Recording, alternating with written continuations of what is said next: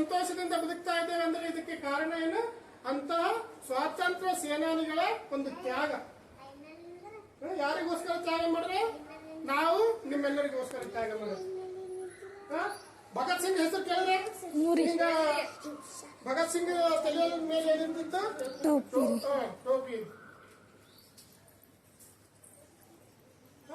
ಅವರಿಗೆ ಗಲ್ಲು ಗಲ್ಲು ಗಲ್ಲು ಶಿಕ್ಷೆ ಕೊಟ್ಟರು.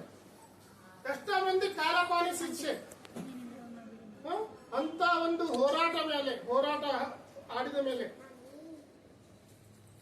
ಎಷ್ಟೋ ಮಂದಿ ನೋವನ್ನು ಅನುಭವಿಸಿದ ಮೇಲೆ, ಎಷ್ಟೋ ಮಂದಿ ಕಷ್ಟಗಳನ್ನು ಅನುಭವಿಸಿದ ಮೇಲೆ ನಮ್ಗೆ ಇವತ್ತು ಖುಷಿಯಿಂದ ಬದುಕುವಂತ ಸ್ವಾತಂತ್ರ್ಯ ಸಿಕ್ಕಿದೆ.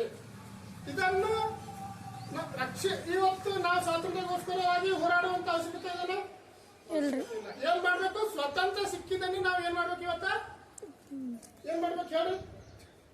ಏನ್ ಮಾಡ್ಬೇಕು? ಕಾಪಾಡಿಕೊಳ್ಬೇಕು. ಏನ್ ಮಾಡ್ಬೇಕು? ರಕ್ಷಿಸಿಕೊಳ್ಬೇಕು. ಏನ್ ಮಾಡ್ಬೇಕು? ರಕ್ಷಿಸಿಕೊಳ್ಬೇಕು.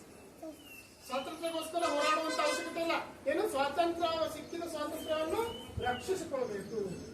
ಇದಕ್ಕಾಗಿ ಪ್ರತಿಯೊಬ್ಬರ ಹತ್ರನು ಇದು ನನ್ನ ದೇಶ, ಇದು ನನ್ನ ಭೂಮಿ ಅನ್ನುವಂತಹ ಒಂದು ಭಕ್ತಿ ಭಾವ, ಒಂದು ರಾಷ್ಟ್ರ ಪ್ರೇಮ, ದೇಶಭಕ್ತಿ ಎಲ್ಲರಲ್ಲಿ ಇತ್ತು ಅಂದ್ರೆ ನಾವು ಈ ದೇಶವನ್ನು ರಕ್ಷಿಸಲಿಕ್ಕೆ ಸಾಧ್ಯ ಆಗ್ತದೆ.